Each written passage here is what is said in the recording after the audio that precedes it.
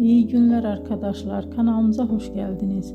Bu videoda Hande Erçel'in bugün geldiği noktadan ve etkisinden bahsedeceğiz.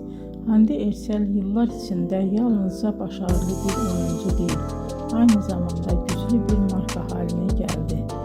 Birçok moda ve kozmetik markasıyla çalıştı ve uluslararası kampanyalarda yer aldı. Bugün o Türkiye'nin en çok konuşulan ve en çok takip edilen oyuncularından biri. Güzelliği, oyunculuğu ve ekran karizması sayesinde geniş bir hayran kitlesine sahip.